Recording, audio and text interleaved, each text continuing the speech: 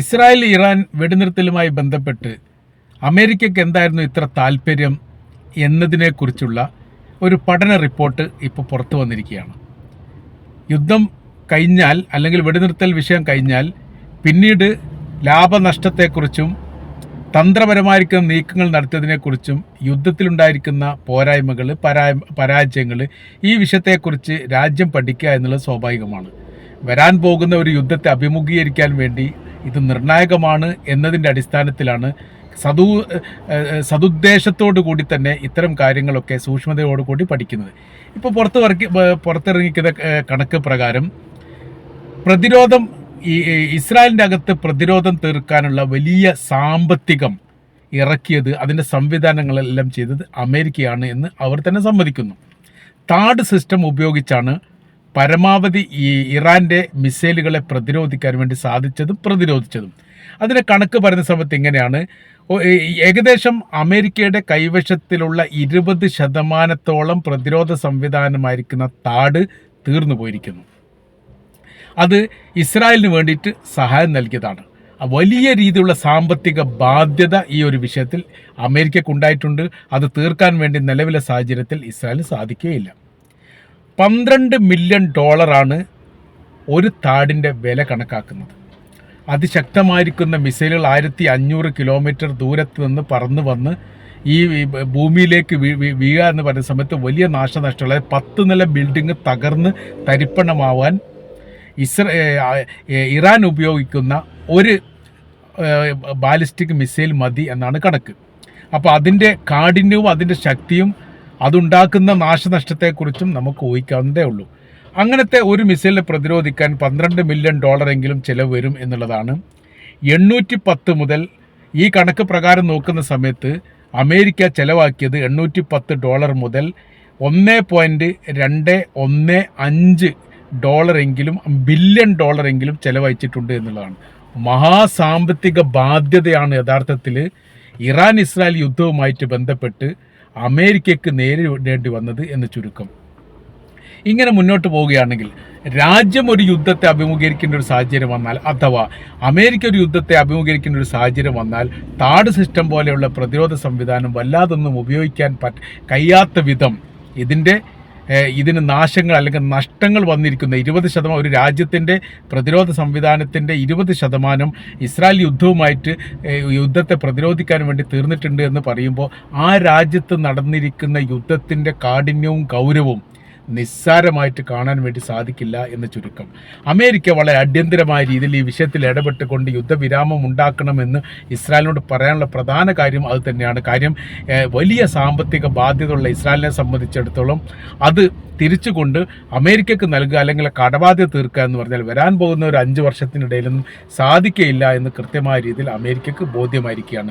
രണ്ടാം ഘട്ടം ഇറാൻ ആക്രമിക്കുന്നതുമായിട്ട് ബന്ധപ്പെട്ട വിഷയത്തിൽ ഈ അമേരിക്ക ഇടപെടാനുള്ള പ്രധാനമായിരിക്കുന്ന കാരണം ഇസ്രായേലിനെ സംബന്ധിച്ചിടത്തോളം എല്ലാ വിധത്തിലും അമേരിക്ക സഹായിക്കും എന്ന് അവരെ സംബന്ധിച്ചിടത്തോളം ഉറപ്പാണ്. കാര്യം മിഡിൽ ഈസ്റ്റ് മേഖല ഇസ്രായേൽ എന്ന് പറയുന്ന രാജ്യത്തെ നിലനിർത്തുക എന്നുള്ളത് നിലനിൽക്കേണ്ട ഇസ്രായേലിനെക്കാണ് കൂടുതൽ ആവശ്യം നിലനിർത്താൻ ശ്രമിക്കുന്ന അമേരിക്കക്കാണ് എന്നത് കൃത്യമായ രീതിയിൽ ഇസ്രായേലിനറിയാം. അതുകൊണ്ട് തന്നെ അമേരിക്കയുടെ രാഷ്ട്രീയത്തിലും അമേരിക്കയുടെ രാഷ്ട്രഭരണ സംവിധാനത്തിലും എല്ലാം വലിയ ഇടപെടലുകൾ എല്ലാ കാലത്തും ഇസ്രായേൽ നടത്തിയിട്ടുണ്ട്, ഇപ്പോഴും നടത്തി വരുന്നു എന്നുള്ളതാണ് ചുരുക്കം. പക്ഷേ ട്രംപ് ഏറ്റവും അവസാന ഘട്ടത്തിലേക്ക് യുദ്ധവുമായിട്ട് ബന്ധപ്പെട്ട വിഷയത്തിൽ തെരഞ്ഞെടുപ്പ് കാലത്തൊക്കെ ട്രംപ് പറഞ്ഞിരിക്കുന്ന കാര്യം എന്ന് പറയുന്നത്, ഞാൻ അധികാരത്തിലേറിയാൽ 24 മണിക്കൂറിനിടയിൽ ഉക്രൈനും റഷ്യയും തമ്മിലുള്ള യുദ്ധവും പാലസ്തീനും ഇസ്രായേലും തമ്മിലുള്ള യുദ്ധം അവസാനിപ്പിക്കും, അതിന് തനിക്ക് കഴിയുമെന്നുള്ളതാണ്. ഏറെക്കുറെ അമേരിക്കൻ ജനത അത് വിശ്വസിക്കുകയും ചെയ്തു. എല്ലാ വിഭാഗം ആളുകൾ, ക്രിസ്തു മതവിശ്വാസികളും മുസ്ലിം മതവിശ്വാസികളും അടക്കമുള്ള പരമാവധി ആളുകൾ ട്രംപിന് വോട്ട് ചെയ്തു. അദ്ദേഹം വലിയ ഭൂരിപക്ഷത്തിന് വിജയിച്ച് കയറിയതിന് ശേഷം പിന്നീട് സത്യപ്രതിജ്ഞ ചെയ്തു. ആ സത്യപ്രതിജ്ഞയോടനുബന്ധിച്ച് കുറേ കരാർ പത്രങ്ങളൊക്കെ പുറത്തിറക്കി. പിന്നീടുള്ള സമീപന രീതികളൊക്കെ നേരെ വ്യത്യസ്തമായിരുന്നു. ഈ യുദ്ധം കഠിനമാക്കാനുള്ള ശ്രമമാണ് പിന്നീട് ട്രംപിൻ്റെ ഭാഗത്തുനിന്ന് കണ്ട്. ഇത് വലിയ പ്രതിഷേധമുണ്ടാക്കിയിരിക്കുന്ന കാര്യമാണ്. ഇലക്ഷൻ പ്രചരണ സമയത്ത് പറഞ്ഞതിൽ നിന്ന് വ്യത്യസ്തമായ രീതിയിൽ സത്യപ്രതിജ്ഞ ചെയ്ത് അധികാരത്തിലേറിയതിന് ശേഷം ഒരു ഭരണാധികാരി ചെയ്യുക എന്ന് പറഞ്ഞാൽ അംഗീകരിക്കാത്തതാണ്. അതുകൊണ്ട് തന്നെ നമ്മുടെ വ്യവസ്ഥാപിതമായിരിക്കുന്ന ഭരണഘടനാ സംവിധാനത്തെ പോലും ചോദ്യം ചെയ്യുന്ന പ്രവർത്തനമാണ് ട്രംപ് ചെയ്തത് എന്നുള്ളത് ഭരണ സംവിധാനത്തിൽപ്പെട്ട ആളുകൾക്ക് തന്നെ ഇപ്പോൾ അഭിപ്രായമുണ്ട്. യഥാർത്ഥത്തിൽ ഈ അമേരിക്കയുടെ ജനാധിപത്യത്തിൽ തന്നെ പറയുന്നത് വിജയിക്കുന്നത് വരെ ജനാധിപത്യ വ്യവസ്ഥയും വിജയിച്ചു കഴിഞ്ഞാൽ പിന്നെ ഏകാധിപത്യ പ്രവണതയുമാണ് സാധാരണഗതിയിൽ അമേരിക്ക തുടർന്ന് പോരുന്ന നയം. അതുവരെ ഇലക്ഷൻ പ്രചരണവുമായിട്ട് ബന്ധപ്പെട്ട് ജനാധിപത്യ വ്യവസ്ഥകൾ പ്രകാരം തന്നെയാണ് എല്ലാവർക്കും സ്വതന്ത്രമായ രീതിയിൽ ഇഷ്ടപ്പെട്ട സ്ഥാനാർത്ഥികൾക്ക് വോട്ട് ചെയ്യാം. ഇഷ്ടപ്പെട്ട സ്ഥാനാർത്ഥി എന്ന് പറയാൻ പറ്റില്ല, അവിടെ 2 രാഷ്ട്രീയ പാർട്ടികളുള്ളൂ. ദ്വരാഷ്ട്ര ഫോർമുലയാണ് അമേരിക്കയിലുള്ളത്. അത് ആ 2 പാർട്ടിക്ക് മാത്രമാണ് വോട്ട് ചെയ്യാൻ പറ്റുക. അതിന് സ്വാതന്ത്ര്യമുണ്ട്.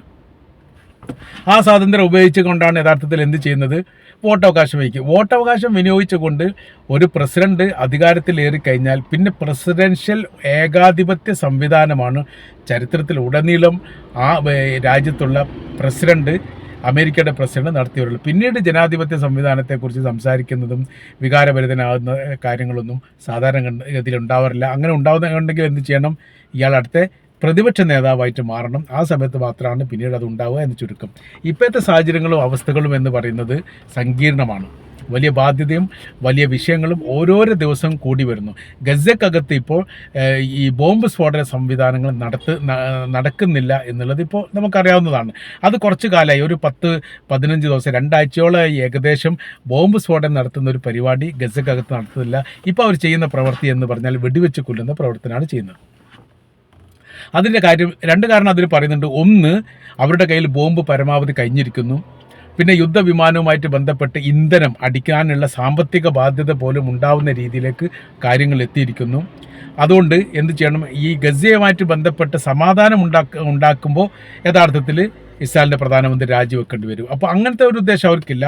ഈ പ്രവർത്തികൾ നടന്നുകൊണ്ടേയിരിക്കണം. അതിന് ചെയ്യുന്ന കാര്യം 1-2 വണ്ടി ഭക്ഷ്യധാന്യങ്ങളുമായിട്ട് എത്തപ്പെട്ട റഫ അതിർത്തിയിലുള്ള വണ്ടിയെ അകത്തേക്ക് കടത്തിവിടുന്നു. അതോടുകൂടി തന്നെ പട്ടിണി കിടക്കുന്ന പാവങ്ങളായിരിക്കുന്ന പലസ്തീനികൾ ചുറ്റുഭാഗം ഭക്ഷണത്തിന് വേണ്ടി കൂടുന്നു. അവർ വരി തെറ്റിച്ചു എന്ന് പറഞ്ഞിട്ട് വെടിവെച്ച് കൊല്ലുന്നു. അപ്പോൾ അവരുദ്ദേശിക്കുന്ന കൊലപാതകം മനുഷ്യത്വരഹിതമായിരിക്കുന്ന പ്രവൃത്തി ചെയ്ത് ദിവസവും അവിടെ ആളുകൾ കൊല്ലപ്പെടുന്ന ഒരു സംവിധാനം ഉണ്ടാവുക എന്ന് പറയുമ്പോൾ ഏറ്റുമുട്ടലുകൾ നടക്കുന്നുണ്ട്, അല്ലെങ്കിൽ യുദ്ധത്തിൽ ഇസ്രായേൽ ഉണ്ട് എന്ന് ലോകത്തിന് അറിയിക്കുക, പ്രത്യേകിച്ച് ഇസ്രായേൽ ജനങ്ങളെ അറിയിക്കുന്ന ഒരു പ്രവർത്തനമാണ് ഇപ്പോൾ അവിടെ ചെയ്യുന്നത്. ഗസ യുദ്ധവുമായിട്ട് ബന്ധപ്പെട്ട വിഷയങ്ങൾ അവസാനിപ്പിക്കാൻ വേണ്ടി ട്രംപ് രഹസ്യമായിരിക്കുന്ന പ്രവർത്തികൾ ഇപ്പോൾ തന്നെ ആരംഭിച്ചിട്ടുണ്ട്. പരമാവധി അറബ് രാജ്യങ്ങളുമായിട്ടും ഈജിപ്തുമായിട്ടൊക്കെ സംസാരിക്കുകയും ഇസ്രായേലുമായിട്ടൊക്കെ സംസാരിക്കുകയൊക്കെ ചെയ്തിട്ടുണ്ട്. അതിന് രൂപം ഉണ്ടാക്കാൻ സാധിക്കും എന്നാണ് ഇപ്പോഴും ട്രംപ് മനസ്സിലാക്കുന്നത്. കാര്യം എന്ന് പറഞ്ഞാൽ ട്രംപിനെ ഒതുങ്ങുന്ന രീതി തന്നെയാണ് ഇസ്രായേലിനെ സംബന്ധിച്ചിടത്തോളം. കാര്യം എല്ലാവിധ സഹായങ്ങളും അമേരിക്കയുടെ ഭാഗത്തു നിന്നാണ് കിട്ടുന്നത്. അമേരിക്ക സഹായം നിർത്തിവെച്ചാൽ തീർച്ചയായിട്ടും വലിയ പരാജയം ഉണ്ടാവും. അതുകൊണ്ട് അമേരിക്കയെ വെല്ലുവിളിക്കാനുള്ള ധൈര്യം ഇസ്രായേലിനില്ല. ഈ അമേരിക്കയെ സംബന്ധിച്ചിടത്തോളം അറബ് രാജ്യങ്ങൾ വീണ്ടും നിരന്തരം പലസ്തീൻ വിഷയവുമായിട്ട് ബന്ധപ്പെട്ട വിഷയത്തിന് പരിഹാരം ഉണ്ടാക്കണമെന്ന് പറഞ്ഞുകൊണ്ട് പിന്നാലെ നടക്കുന്നു, അല്ലെങ്കിൽ വലിയ രീതിയിൽ ഇടപെടൽ നടക്കുന്നു. അവരെ അങ്ങനെ അവഗണിക്കുന്ന സമയത്തുള്ള പ്രശ്നം എന്ന് പറയുന്നത് അവരുമായിട്ടുള്ള നയതന്ത്ര ബന്ധം പോലും അകന്നു പോകുന്ന രീതിയിലേക്ക് കാര്യങ്ങൾ പോകും. മിഡിൽ ഈസ്റ്റുമായി ബന്ധപ്പെട്ട അറബ് രാജ്യങ്ങളുമായിട്ട് പിണങ്ങുക എന്നുള്ളത് അമേരിക്കയെ സംബന്ധിച്ചിടത്തോളം അവർക്ക് ഇഷ്ടമില്ലാത്ത കാര്യമാണ്. അതുകൊണ്ട് അവരെ കൂടി ഉൾക്കൊള്ളുന്ന രീതിയിലും അവർക്ക് കൂടി തൃപ്തികരമാകുന്ന രീതിയിലും പ്രശ്നം പരിഹരിക്കാൻ വേണ്ടിയിട്ടുള്ള വലിയ ശ്രമം നടക്കുകയാണ് യഥാർത്ഥത്തിൽ ഇപ്പോൾ ഗസയുമായിട്ട് ബന്ധപ്പെട്ട് നടക്കുന്നത് എന്നാണ് മനസ്സിലാക്കാൻ വേണ്ടി സാധിക്കുന്നത്. ഇതിനാരെങ്കിലും എതിര് നിൽക്കുന്നുണ്ടോ എന്നുള്ളതാണ്. അതിനിപ്പോൾ ഇസ്രായേലിനെ സംബന്ധിച്ചിടത്തോളം അവിടെ ഗസയിൽ ഹമാസിൻ്റെ മരണം മാറണം എന്ന് മാത്രമുള്ള ഒരു കണ്ടീഷൻ മാത്രമേ അവർ പറഞ്ഞിട്ടുള്ളൂ. ഹമാസിനെ സംബന്ധിച്ചിടത്തോളം ആ ഭരണ സംവിധാനത്തിൽ നിന്ന് മാറി നിൽക്കുക എന്നുള്ളത് അവരെ സംബന്ധിച്ചിടത്തോളം പ്രശ്നമല്ല എന്നും അവർ പറഞ്ഞിട്ടുണ്ട്. പക്ഷേ അവരൊരു നിർദ്ദേശം മുന്നോട്ട് വെച്ചിട്ടുണ്ട്. ഗസക്കാർ മാത്രമേ ആ പ്രദേശം ഭരിക്കാൻ വേണ്ടി പറ്റുള്ളൂ. ഗസ എന്ന് പറയുന്ന പ്രദേശത്ത് ഭരണം നടത്തണമെങ്കിൽ അവിടുത്തുകാർ മാത്രമേ ഭരണം നടത്താൻ പറ്റൂ എന്ന് പറയുമ്പോൾ അറബ് രാജ്യങ്ങൾ അവിടെ ഭരണം നടത്താൻ പറ്റില്ല എന്നത് തന്നെയാണ് അതിൻ്റെ ചുരുക്കം വരുന്നത്. അപ്പോൾ അമേരിക്കയും ഇസ്രായേലിൻ്റെയും താല്പര്യം എന്ന് പറയുന്നത് അറബ് രാജ്യങ്ങൾക്ക് ആ ഗസയുടെ ഭരണം ഏൽപ്പിക്കുക എന്നുള്ളതും അതോടനുബന്ധിച്ച് ഘട്ടം ഘട്ടമായി ഇസ്രായേൽ സൈനികർ പിന്മാറുക എന്നുള്ളതും. അതിന് ബദലായ രീതിയിൽ ഹമാസ് ഈ ഒരു കാര്യം പറഞ്ഞതോടുകൂടി ഇപ്പോൾ പ്രതിസന്ധി നിലനിൽക്കുകയാണ്.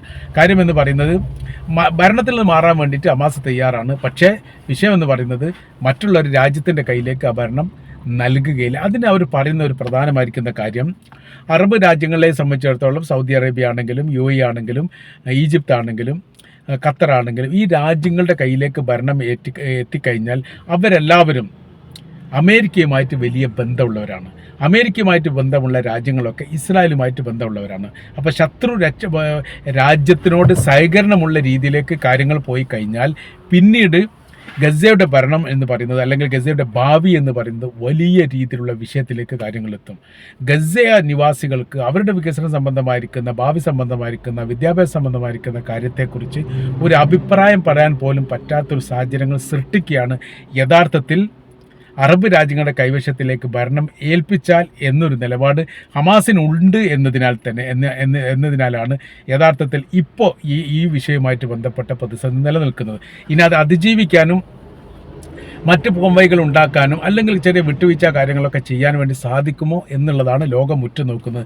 ഏതായിരുന്നാലും നിലവിലെ സാഹചര്യം ഇറാൻ ഇസ്രായേൽ യുദ്ധം അവസാനിച്ചതിന് ശേഷം ഗസ യുദ്ധവുമായിട്ട് ബന്ധപ്പെട്ട വിഷയത്തിന് വല്ലാതെ നീളാതെ തന്നെ പരിഹാരം ഉണ്ടാകുമെന്നാണ് വിശ്വസിക്കുന്നത്. അങ്ങനെ പരിഹാരം ഉണ്ടാവുകയും ചെയ്യട്ടെ.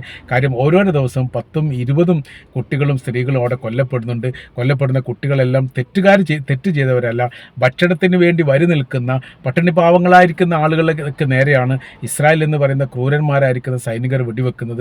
അങ്ങനെയാണ് അവർ പെടഞ്ഞു വീഴുന്നത്. അത് ലോകത്ത് മുഴുവൻ വലിയ പ്രതിഷേധമുണ്ട്. പക്ഷേ പ്രതിഷേധമുണ്ട് എന്ന് പറഞ്ഞാൽ അമേരിക്കയെ പിന്തുണക്കുന്നിടത്തോളം കാലം ഇസ്രായേലിനെ സംബന്ധിച്ചിടത്തോളം അവർക്ക് വിഷയമില്ല എന്നുള്ള കാര്യം നമുക്കറിയാവുന്നതാണ്. ഏതായിരുന്നാലും അമേരിക്ക ഇടപെട്ടാലും വേറെ ഏത് രാജ്യം ഇടപെട്ടാലും പ്രശ്നപരിഹാരങ്ങൾ ഉണ്ടാവട്ടെ എന്ന് തന്നെയാണ് നമ്മൾ തീർച്ചയായിട്ടും ആഗ്രഹിക്കുന്നത്.